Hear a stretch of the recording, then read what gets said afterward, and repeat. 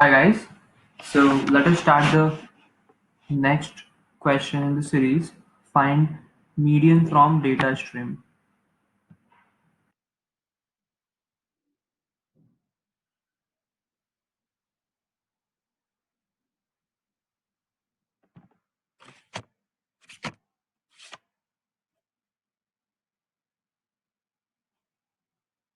So it is said that median is the middle value in an ordered integer list. If the size of the list is even, there is no middle value. So the median is the mean of the two middle values. For example, 2, 3 and 4 the median is 3, and for 2 and 3 the median is 2.5.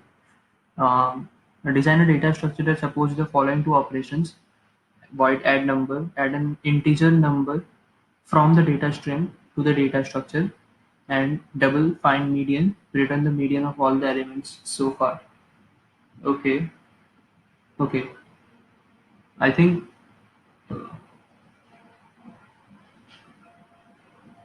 mm, median finder. Okay, so this is a class median finder, and we need to write the functions inside this class. So let us say that we have to, okay, let us say we have not public. So basically, to find the median of a running stream, the logic would be, so basically we somehow want to keep the, yeah. So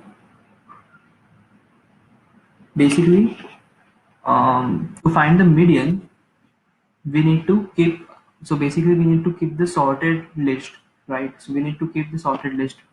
So basically, even if the let us say for example the numbers which they are entering are 2, 4, and 3, but we should have it in the order of 2, 3, and 4. Why? Because we want the median, so we want the number of elements to be so we want the elements to be in sorted order, and then we can find the median easily, right? So now the question arises: how we will find the median this using the property that it is the median is sorted, the median of using the property that it is always sorted,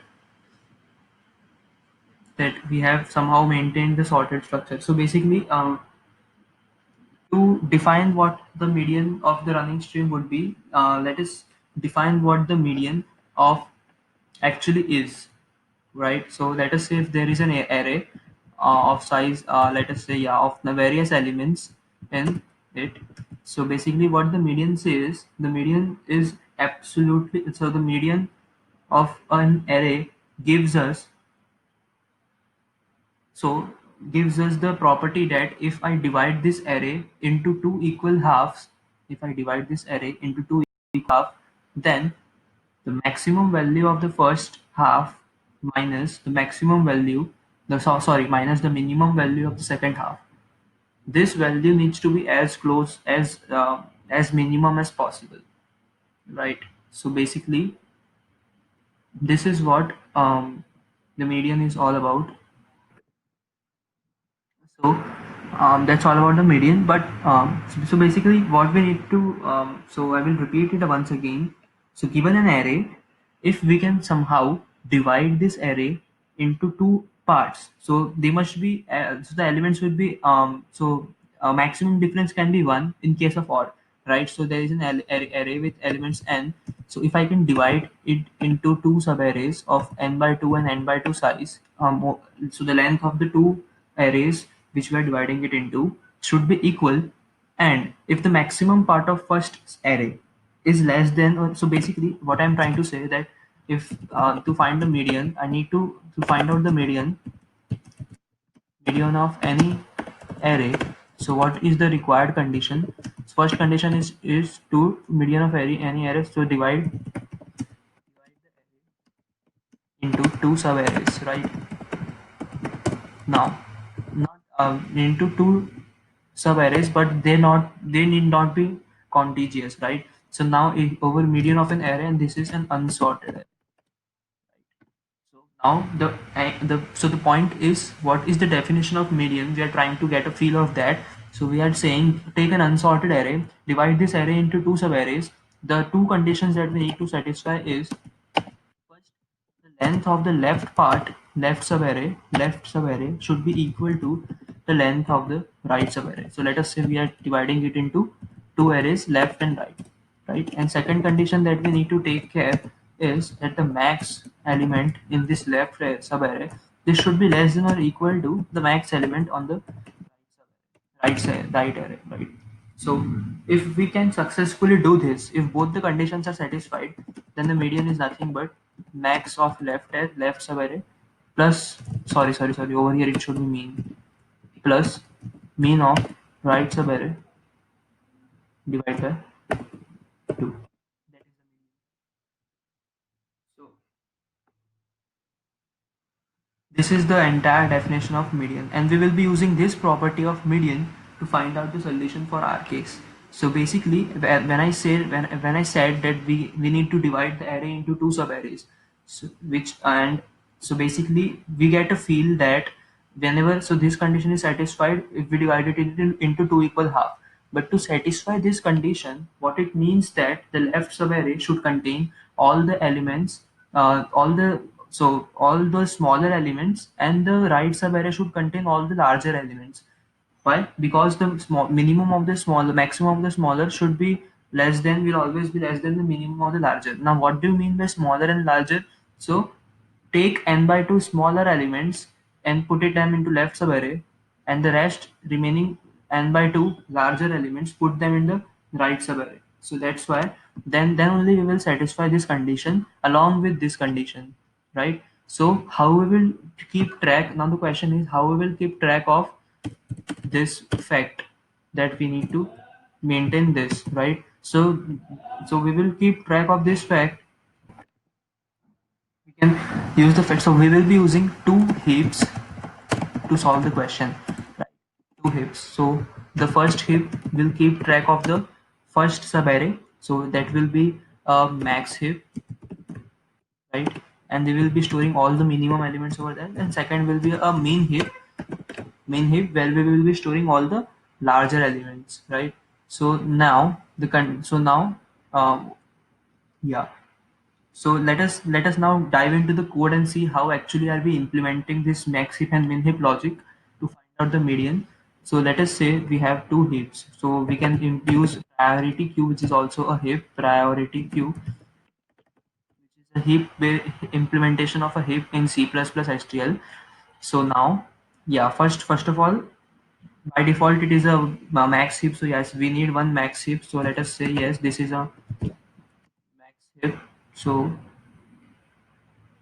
we say that the priority queue is, so this is a max heap, yeah, and then we also need a min heap, right? So for that we need to pass it like this is a min heap,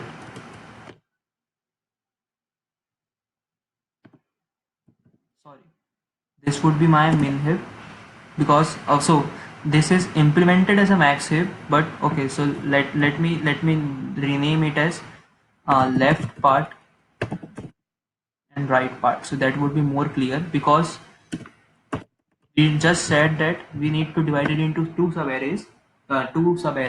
So left part would denote the subarray of all the smaller elements, and right part would denote the subarray of larger elements, right?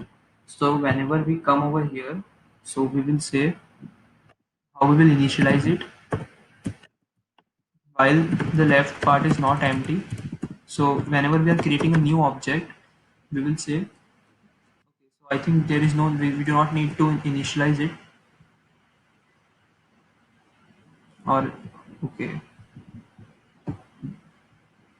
we do not need to initialize anything, I guess, because whenever a new object would be created of this class, then these two functions would be, these two data structures will automatically be created for that instance as well. Now what we now need to do is, suppose we need to find out add number. So now let us say we need to add a number. So the important thing is we will only add numbers to left part, Why? Because we will assume that this number belongs to the smaller category, right? And if this number will, so we will always insert it into the left part, and then if there is a misbalance of height, right? So in case of, let's say, so basically whenever there is a misbalance of height, or if I can say that if the first condition gets violated, then I will pick the root element, which is the only element I can pop from the heap.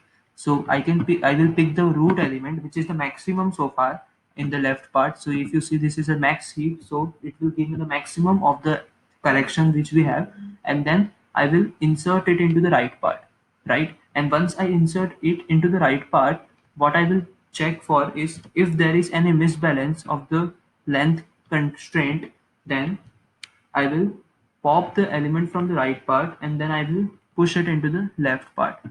So the point is, whenever we are pushing any element, we will always push it into the left part. It might happen that element might be required in the right part, but when it would be possible. So if it is greater than the top of the left part, then only it will be belonging to the right part. So let us dive into the code, so we will get a better understanding. So let us say we have an int number. So what we will do is, I pushed this element into the left part. Now I will pop the element from the right part. So let us say int tp belongs to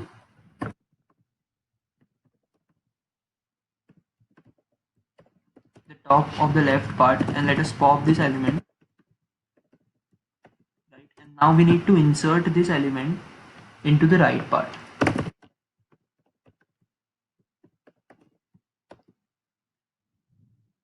So right part dot push, and we will insert tp. And now we need to check if there is any imbalance in the height. So basically, let us take an example to get more clarity. Let us say we have 2, 4, 3, and 5 as the example. Basically, first of all, I pushed 2 into the left part, right? Then I popped 2 out from the left part. I pushed 2 into the right part, right? Now what will happen? 4 will come. Now I pushed 4 into the left part. Then I popped 4 out and pushed 4 into the right part. Now there is a misbalance of height because left part now does not contain anything, whereas right part contains two elements. The difference is 2, right? So if there is a misbalance in height, then I need to pop from the right part, which will pop 2 because right part is a min heap, and then I need to push it into the left part, right? So if the right part dot size minus left part dot size, if this is greater than 1. Why? Because difference of 1 is allowed. And okay, so if so first of all, let us find out what is the total number of elements, right? So what is the total number of elements? Total number of elements would be left part dot size plus right part dot size, right? So this is the total number of elements, right? Yes, so this is the height, right? This is the total number of elements, int n. So now if the number of elements are even, then both of them should have the same size, right? So let us compare that part. So the question is, if any point at any if at any point of time there is a conflict between the sizes of the left part and the right part, then are we sure that always the right part will have will have one extra element? Yes. Why? Because we are pushing it into the right part. Yes, and till now we haven't written any code in which we will be popping the element from the right part. So I am sure for now that if there is any requirement to shift one element from one heap to another, it would be from right to left, right? So if n modulo 2, if this is 0, that means it the number of so that the left, it means right part and left part should have the same size. And let us say if the sizes are different, let us say if left part dot size is not equal to right part dot size, that means what? That means we need to move one element from the right part to the left part. So in our example, we saw both 2 and 4 were a part of the right part. Now we need to move one element from the right part to the left. So how we will do that? So let us say this is the entire code. We will copy it again. Just now, but now we need to pop from the right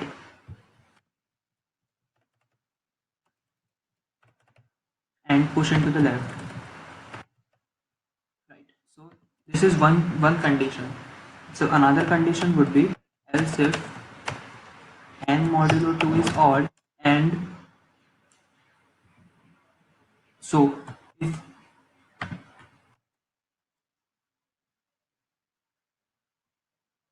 so now let us see what will happen when one. So now after doing this part, what will happen is 2 will come into the left and 4 will be on the right.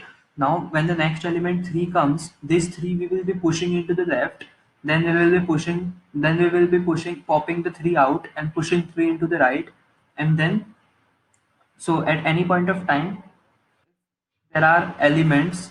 If at any point of time we need to keep one element extra, we decided that we will be keeping into the max heap. Why? Because we can easily pop the two max elements from there and tell what is the median so far. Is it?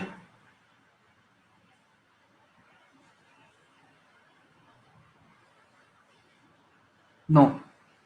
So sorry, if the median has odd number of elements, then we will take the max of the left part and the mean of the right part. That is, we will take the root elements of both the heaps, add up and divide by 2. But let us say for example,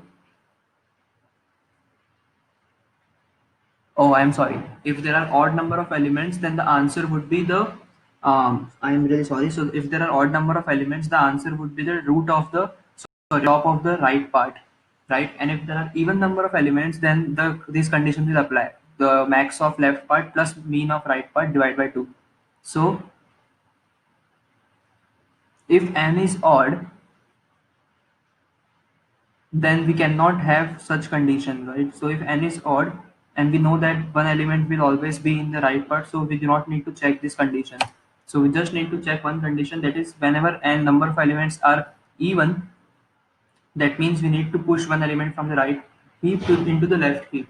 So I think with this this entire thing is clear when we will be adding numbers. So now the case is to find the median. In that case also we need to find out what is the scene right now, what are the total number of elements that we have seen so far. So this is the total number of elements that we have seen so far. So if n is odd,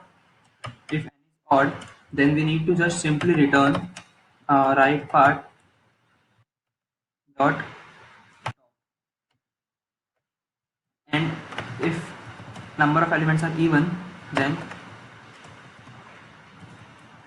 double answer would be nothing but right part dot top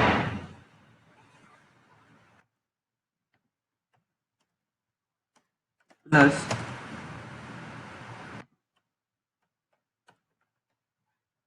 left part dot top divided by 2, right? And we need to return answer. So I think this is the entire code. Let us try to run and see if it passes or not. What are the mistakes that we have done. So currently it is passing the sample test case. Okay, so we have successfully passed in one go this question. So I think there are different approaches, but let us analyze the time and the space complexity. So over here, if we see, then we are keeping two priority queues, but total we will be using order of n space, because we will be storing all the elements which we have, which are coming into from the stream of median. And secondly, the time complexity is like to find the, so all the operations that we are doing are log n, are of log n approach. So if we say what is the complexity of finding the median at any point of time, that would be log n. with respect to what is the height and what are the n elements which we have done so far. But if we see, we are adding elements, and that is also taking log n time. If we look at how many number of push and pops that we need to do is, so first of all, we need to push one element, we need to pop one element. So these are the two times, this is three times we are doing push. And in worst case, what could happen? We are again popping out, this is four times, plus again we are pushing, this is five times, right? This is the five number of time, five times we are doing push and pop operations in the worst case. So this is even mentioned in the solution, I guess, using the heaps. I think two heaps method is now well versed with us. We can easily do this. And yeah, so we will be using five times we are pushing. So the time complexity will be 5 log n plus order of 1. So at worst, there are three heap insertions and two heap deletions. Are we doing the same thing? So two heap deletions in the worst case, one is this, and three heap insertion, one is this, one is this, and one is this, right? Yes. At worst, there are three heap insertions and two heap deletions from the top. Each of them takes log n operation. Find the mean constant time since the top of heaps are directly accessible. The space complexity of order of n. Also, we can use a multiset and two pointers. But yeah, we can always. Oh yes. Future thoughts. There are so many ways around this problem that frankly it is scary. Here are a few more that I came across. Buckets. If the number and the streams are statistically distributed, then it is okay. I think from the interview point of perspective, from the interview point of perspective, um, it is not needed. I think we are done with this. This is the approach that most of us will be doing in the case when it is asked us to write the optimal way to do this. So I think we are done with this. So see you in the next video.